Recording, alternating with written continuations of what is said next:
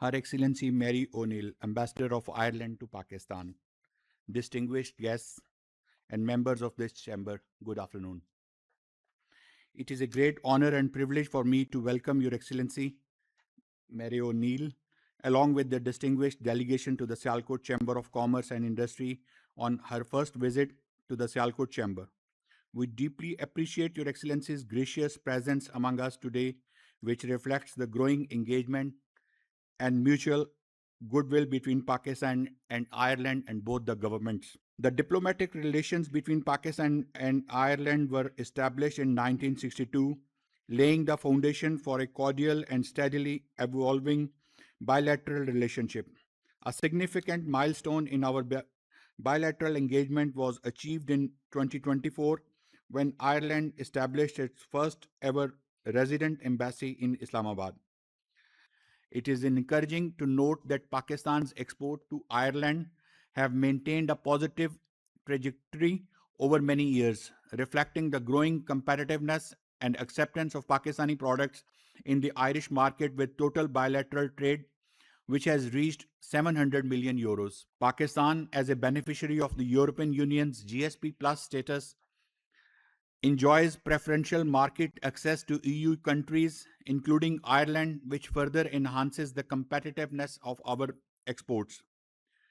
Despite this positive trend, we strongly believe that there remains significant untapped potential to diversify and expand bilateral trade in sectors of textile, sports goods, surgical instruments, leather products, and value-added manufacturing. We firmly believe that sustainable trade growth is built upon strong institutional linkages and active private sector engagement. In this regard, we propose the exchange of business trade delegations between Pakistan and Ireland, along with the organization of joint business development forums and trade conferences to facilitate direct interaction between private sectors. We also propose signing of a memorandum of understanding between the Sialkot Chamber and the relevant Chamber of Commerce in Ireland. Your Excellency, on behalf of the Sialkot Chamber of Commerce and Industry, I extend my sincere gratitude to you and your esteemed delegation for honoring us with your visit. We look forward to fruitful discussions today and hope that this engagement will further strengthen the economic, institutional, and people-to-people ties between Pakistan and Ireland, paving the way for deeper cooperation and mutually beneficial partnership in the years ahead. Thank you very much. May I request Her Excellency to say a few words about? I'll start by saying I'm very impressed. That's a great documentary. President Mazhar and all your team, ladies, lovely to see the ladies here, and gentlemen. I just start by saying shukriya. It's great to be here. I'm delighted to finally make my way to the famous Sialkot. Your fame goes ahead of you. We hear about Sialkot before we come to Pakistan. But first, let me introduce the team that is with me today. So if I may introduce Mr. Declan Johnson. Declan is the Deputy Head of Mission at the Irish Embassy and leads on all our trade and economic diplomacy. And we also have with us Mr. Zulfikar from the protocol and consular side, and Rabail, who makes sure I'm in the right place at the right time. That's a very important job. Thanks very much. But to introduce the delegation and to say thank you for making yourselves available. I know business people, time, as they say, is money. So I do appreciate the time that you're taking out to introduce Sialkot to us. First, I'd just like to say a little bit about the Irish Embassy, since we're so new. And President Mazhar was saying he was at our National Day, St. Patrick's Day, which we had in April. But we are a new embassy. We opened in late 2024. I'm the first ambassador of Ireland to Pakistan, even though Pakistan has had an embassy in Dublin for 20 plus years. But before the embassy was established, the connections and the links between Ireland and Sialkot go back. I saw there in the documentary you had a picture of the Jesus and Mary convent. So there is a long history of association between the Irish nuns and Sialkot. And I think I first heard about Sialkot through the Irish nuns connection. But also that there is very strong business links and commercial links between Sialkot and Ireland. Needless to say, this is an area that we'd like to see grow. But there is a unique part to it as well. Ireland, I was looking at the sports that are there, and Ireland is a sporting nation. We play cricket. Unfortunately, we won't be at the World Cup. We didn't qualify, but that's not to say that we're not looking forward to seeing all the footballs of Pakistan at the World Cup. But apart from that, we have our own indigenous games. We have our traditional games, hurling and Gaelic football. And here in Sialkot, there is a specific ball for hurling. Hurling is a type of it's like hockey, but it's a very old, ancient game in Ireland, and it's the most popular game in Ireland. Every small division, every small parish, every school has their own hurling teams. But the ball, which is called a slitter, is made here in Sialkot. So I was delighted to hear that. And also we have Irish football, which is different from soccer. It's different from rugby. It looks a little bit like Australian football, but the Irish version is better, faster, older. And the ball for that, again, is also made in Sialkot. But also the musical, our country and our heritage is very important to us. It's a very important part of the Irish identity, and music is an important part of that Irish identity. And again, here in Sialkot, the Irish harp is made. I saw a picture of one there. We have a particular drum called the bowron that's also made here. And we have a type of pipes. They're not played over their shoulder, they're played under the arm, the uilleann pipes, which are also made in Sialkot. So there is a lot of links that are already established. There is medical instruments company Smile, which we will visit during my trip here, that have recently opened an office in Dublin. So there was a lot of connections, a lot of business links established without the embassy being here in Pakistan. But our hope now is that we can move on to a new generation now that we're here. And there are lots of, say, companies in Ireland that are household names that source a lot of their products in Pakistan. You will probably have heard of Primark, which is called Pennies in Ireland, and Dunn Stores, which is our biggest homegrown store. And a lot of their products, a lot of their goods, especially their own brand goods, are produced here in Sialkot. So while we're new, the links are certainly not new. I'd like to also, and I don't want to take up too much of your time, so we have time for some questions, but I'd like to, because we are new, I'd like to just kind of give you a flavour of what the Irish economy looks like, and where how the Irish economy is, because it's quite different from a number of the other European and our largest neighbour, the UK. Our economy is quite different.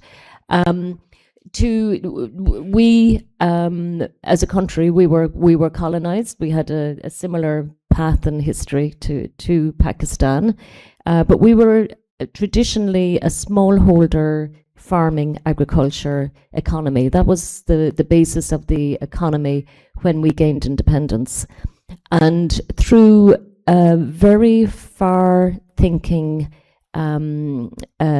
policy and political leadership, there was a huge investment made in education with the view that Ireland will become a tech economy, that it would be a knowledge-based economy, that it would be an open economy. So we missed the whole, the manufacturing industry that you hear about in other countries where there's big steel industry and they're making engines, cars, big things. We never had that. We went straight from agriculture and cottage-style industry straight to high-tech. So the nature of the economy in Ireland today is very much, while it's a small country, it is a very outward-looking, global-facing country. We have 1,800 multinationals based in Ireland who employ 300,000 people. Ireland is the home of 22 of the leading 25 financial services providers. 8 out of the top 10 global pharma industries are based in Ireland. And I could go on, but I'll keep it to the ones that link in with Sialkot. We said 14 out of the top 15 medtech are in Ireland, and we have 13 out of the top 20 global technological companies are based in Ireland. So common names that you would have heard of: Intel, Pfizer, Eli Lilly, Meta, Google. They all choose Ireland as their home in Europe. And an important part of Ireland's transformation over the last few years is our joining the European Union. We joined in 1973, so we're over 50 years a member of the European Union. We're in the Eurozone. So we are part of a market in Europe that is 350 million people. It's a huge market, and it's a hugely significant market for Pakistan. And it's a market that is bigger than the exports of Pakistan to Europe are larger than the exports to China and the US combined. So that'll give you a sense of the importance of the European market in terms of the partnership with Pakistan. And I know you mentioned GSP Plus, which is an important part of that partnership as well. So for us, you mentioned some of the trade figures between Ireland and Pakistan, and our hope is that they would grow. Most of the trade from Ireland to Pakistan is in tech services. It's predominantly tech rather than goods. And from Pakistan into Ireland, I think in 2025, there was 172 million worth of goods sold from Pakistan into Ireland. So what has been established as well is the Irish chapter in the I always get this wrong, SCCI, yes. And in Ireland, we have the PIBC, which stands for the Pakistan Ireland Business Council. So there is a council in Ireland that seeks to link Ireland and Pakistan, and they were here recently for the EU-Pakistan Economic Forum in Islamabad. So their leadership came on a visit to see the embassy and to meet us and to introduce themselves as well. So I think we have a lot of fertile ground for growing from where we are at the moment, which is it's a healthy place, which is always a good place for growth to take place from. We have very good relations between Pakistan and Ireland. We have a growing Pakistani diaspora in Ireland who are very well respected, highly represented in the medical and tech side. And we think that there is a lot of possibilities for growing and strengthening and deepening our economic links. And I know that the Sialkot Chamber of Commerce will be part of that journey. Later on today, I go to meet Air Sial, who they are a very good customer of a large Irish aircraft leasing company, AirCap. So there is a lot of things that we are learning, but I set myself 2 tasks coming to Sialkot, and one of them was, I am sure there is a lot more Irish business links in Sialkot than we are aware of. I am absolutely 100% sure. So I hope after our few days that we go away, our team goes away with a depth and breadth of knowledge of the partners that are here in Sialkot. And the other thing I'm puzzling in my head, and I said it to Declan on the way down in the car, I was kind of going, how did this happen in Sialkot? You know, how did you have such a vibrant chamber? How did you end up with an airport, an airline? Like that economic, that energy And that ability to work together as individual companies to achieve something much greater than the sum of the parts. So to me, that's a puzzle. And but I look forward to finding out how that was done. What is in the air in Sialkot that made that possible? So it's a puzzle for me, and I'm sure, Mr. President, I'm sure that you will enlighten me, and I'm sure I will learn over the next few days.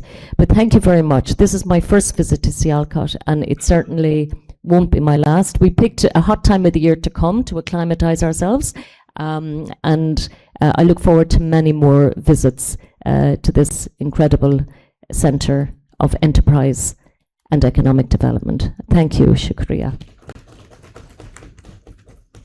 I request Mia Murad Arshad, our Senior Vice President, to give the closing remarks.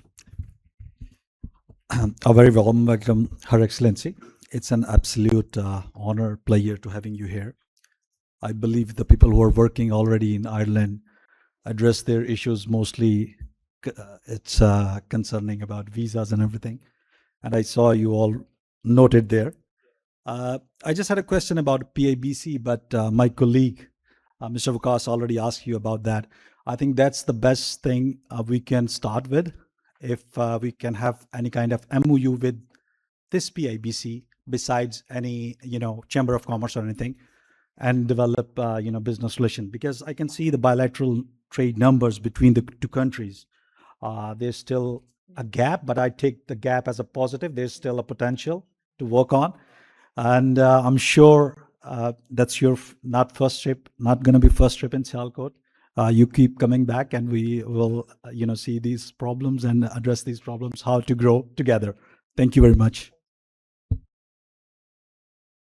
And now we'll take the honor to present you a shield of Sialkot Chamber.